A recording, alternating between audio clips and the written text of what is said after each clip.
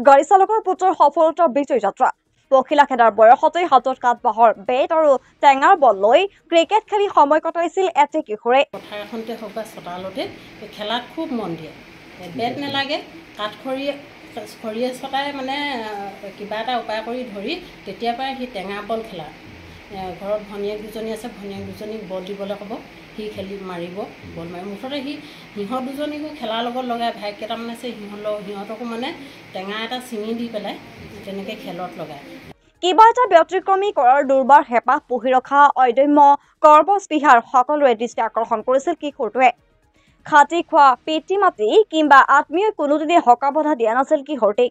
ৰ'দ বৰষুণ কাটি কৰি নিজৰ স্পীড লক্ষ্য কুক্ষিগত কৰিবলৈ সীমিত সুবিধাৰে ব্ৰতী হোৱা এই কিশোৰটোৱে পৰিৱেশত লক্ষ্যত উপনীত হ'বলৈ সক্ষম হ'ল। নিজৰ আত্মোৎসৰ্গী মনোভাৱৰ বাবে লক্ষ্যপ্ৰাপ্তি সম্ভৱ কৰি তোলা কিশোৰটিৰ নাম পৰীক্ষিত চুতীয়া।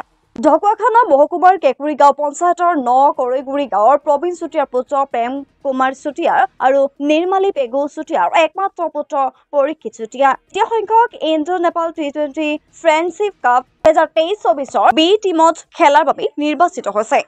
ইণ্ডিয়া T20 ক্ৰিকেট এছ'চিয়েশ্যনৰ তৰফৰ পৰা ঘোষণা কৰা এই নিৰ্বাচিত তালিকাত ঢকুৱাখানাৰ কৰৈগুৰি গাঁৱৰ পৰীক্ষিত চুতীয়াৰ নাম সন্নিৱিষ্ট হোৱাত জনভূমিত উল্লাসৰ সীমা নোহোৱা হৈছে। কৰৈগুৰি অঞ্চলৰ 2 নং কৰৈগুৰি প্ৰাথমিক বিদ্যালয়ৰ প্ৰাথমিক শিক্ষা গ্ৰহণ কৰা ক্ৰিকেটাৰ পৰীক্ষিতে পৰৱৰ্তী সময়ত মেঘালয়ৰ খানাপাৰাৰ লিটিল ষ্টাৰ ছিনিয়ৰ ছেকেণ্ডেৰী হাইস্কুলত নামভৰ্তি কৰে। পেছাত গাড়ী চালক পিতৃ প্ৰেম কুমাৰ চুতীয়া আৰু মাতৃ নিৰ্মালী পেগু চুতীয়াৰ সৈতে পৰৱৰ্তী সময়ত গুৱাহাটীলৈ গৈ খানাপাৰাৰ ভগৱতপুৰত সেৱাশ্ৰম দেৱনগৰ স্থায়ী বাসিন্দা হয়। তাতেই পৰীক্ষিতে শিক্ষা জীৱনৰ পুনৰাৰম্ভ কৰিছিল। সম্প্ৰতি Meghalaya little star senior secondary হাইস্কুলত 10ম শ্ৰেণীত অধ্যয়নৰত এইগৰাকী উদীয়মান ক্ৰিকেটাৰে চলাই যোৱা নিৰন্তৰ প্ৰণালীবদ্ধ অনুশীলনৰ প্ৰচেষ্টাৰ বাবে স্মৃতি ফল আজৰি আনিবলৈ সক্ষম হৈছে। পূৰ্বৰ সংগ্ৰামত ব্ৰতী হোৱা পৰীক্ষিতৰ ভাৰতীয় দলত স্থান পোৱাৰ খবৰেই আনন্দৰ বন্যা বৈছে জন্মস্থান তথা গৃহভূমি ঢকুৱাখানাৰ কৰৈগুৰি গাঁৱত। পৰীক্ষিতৰ ককা আইতা বৰদেউতা বৰমাকে প্ৰমুখ্য কৰি গাঁওবাসী সকলোৱে ভগৱন্তৰ ওচৰত প্ৰাৰ্থনা জনাইছে উদীয়মান ক্ৰিকেটাৰজনৰ লক্ষ্যপ্ৰাপ্তি সফল হোৱাৰ বাবে। মই দেখি বহুত আশীৰ্বাদহে কৰিছোঁ। এনেকৈ বৰ কবলগা মই নাজানো। বহুত ভাল পাইছোঁ আৰু ল'ৰাটোক নাতিটো।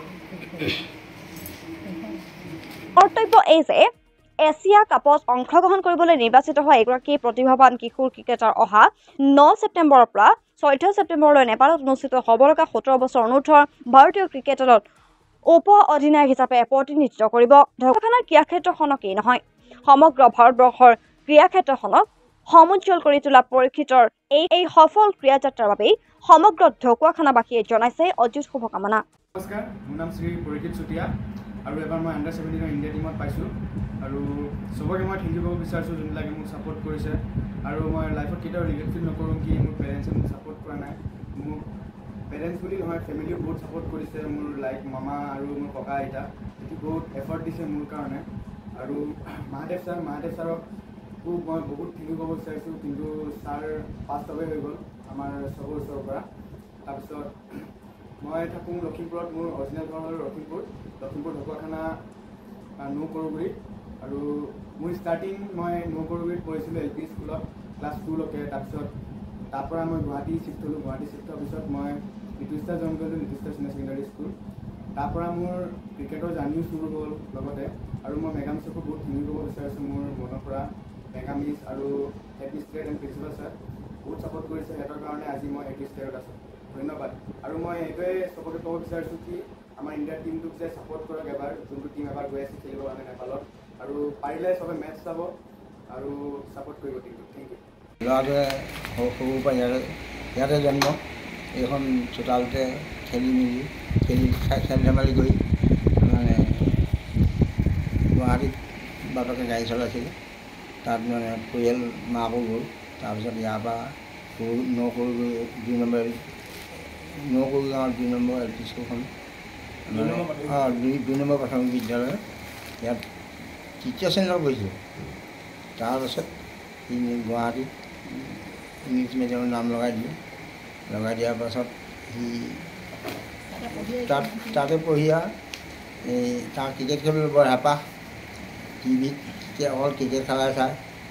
তাৰপাছত মানে এতিয়া অসম আৰু ভাৰতবৰ্ষ বা ইণ্ডিয়ান টিম হৈ মানে জুনিয়ৰ IPL খেলিবলৈ সুবিধা পাইছে।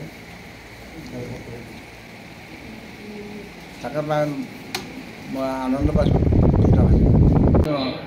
অনুভৱ আৰু এই ভিতৰুৱা গাঁৱৰ পৰা যে মানে ভাৰতৰ অসম আৰু ভাৰতৰ IPL খেলিবলৈ সুবিধা এটা পাইছোঁ, তাকে তাৰ কাৰণে বহুত আনন্দ পাইছোঁ।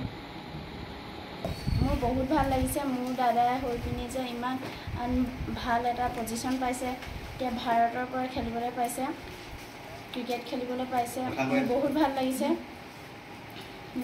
এতিয়া মোৰ মানে গৌৰৱবোধ হৈছে। মোৰ লগৰখিনিয়ে এতিয়া মোক ক'ব, তোমাৰ দাদাই ইমান ধুনীয়াকৈ খেল খেলিব পাৰিছে। মোৰ দাদা হৈ পিনি মোৰ বৰ ভাল লাগিছে, বহুত ভাল লাগিছে।